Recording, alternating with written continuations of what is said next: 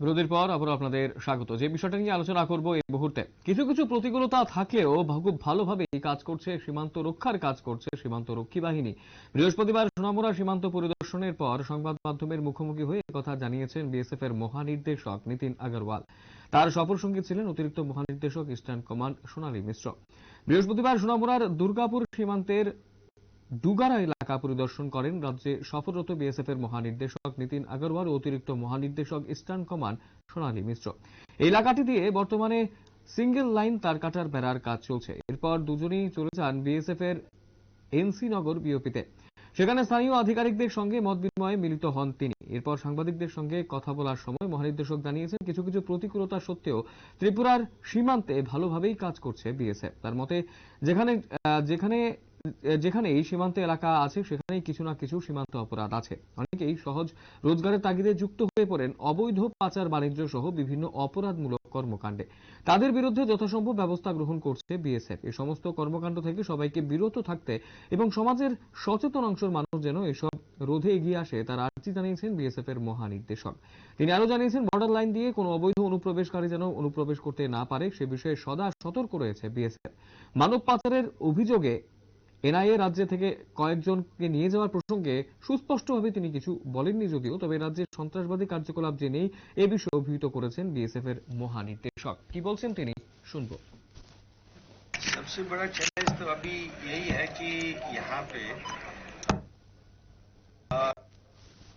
Terrain थोड़ा सा difficult है और थोड़ा सा प्रेसिपिटेशन यानी रेनफॉल बहुत ज़्यादा होता है, तो उस वजह से हम लोगों को थोड़ी दिक्कतें आती हैं। अदरवाइज कोई ऐसा चैलेंज नहीं है, बाकी सब चैलेंजेस से बीएसएफ लड़ने में पूरी तरह सक्षम है। इसीलिए मैं आया था यहाँ चर्चा करने के लिए। ऑलरेडी हमारे जो जवान और अफसर हैं यहाँ पूरी मुस्तैदी से काम कर रहे हैं। उन्होंने कई सारे अटेम्प्ट विफल किया है कि कई जगह उन्होंने डिटेक्ट किया कि यहाँ से घुसने का कोशिश कर रहा है तो उनको घुसने नहीं दिया, तो ये काफ़ी जगह में हुआ है। तो ये अलर्टनेस से हम लोग उसको देख रहे हैं और थोड़ा सा टेक्नोलॉजी भी यूज़ कर रहे हैं, उसका भी मदद दे रहे हैं। तो कुल मिला के still we are in control. अभी तो ऐसा महसूस नहीं होता है कि बटालियन का जरूरत है। और कुछ सर कंप्लेन आ रहा है कि कोशिश ये रहता है कि जो लोकल पॉपुलेशन है, जहां हम रहते हैं, जहां हम काम करते हैं, वहां की पॉपुलेशन के साथ तो हम बहुत अच्छा रिलेशन बना के रखते हैं। और बल्कि कई जगह तो बंगाल का आपको बताएं, कूच बिहार में शायद आपने सुना होगा कि हमने गांव के बच्चों को योगा सिखाया और उनको योगा को इन्वॉल्व करके हमारा जो बीएसएफ का रेजिंग डे परेड था उसमें हम लेके गए और हमने होम मिनिस्टर के सामने उनको दिखाया। It was appreciated by him और उन्होंने उनको इनाम दिया। अब उनका यूट्यूब वगैरह बना है, बहुत वायरल हो रहा है। तो ऐसे हम चाह रहे हैं कि हम लोगों के साथ इन्वॉल्व हों, उनके बच्चों के साथ इन्वॉल्व हों, उनका फ्यूचर की तरफ कुछ कंट्रीब्यूट कर सके।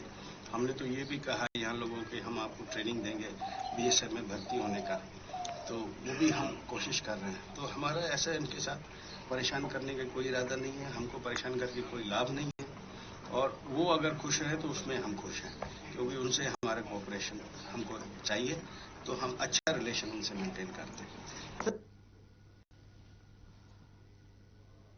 আপনারা শুনলেন বিএসএফ এর মহানির্দেশক কি জানিয়েছেন গোটা বিষয়টাকে কেন্দ্র করে, এবং স্বাভাবিকভাবেই এই মুহূর্তে দাঁড়িয়ে গোটা বিষয়টাকে কেন্দ্র করে তিনি জানিয়েছেন যে বিএসএফ অনেক ক্ষেত্রেই অনেক চ্যালেঞ্জ নিয়ে কাজ করছে এবং সীমান্ত সুরক্ষায় প্রস্তুত রয়েছে বিএসএফ।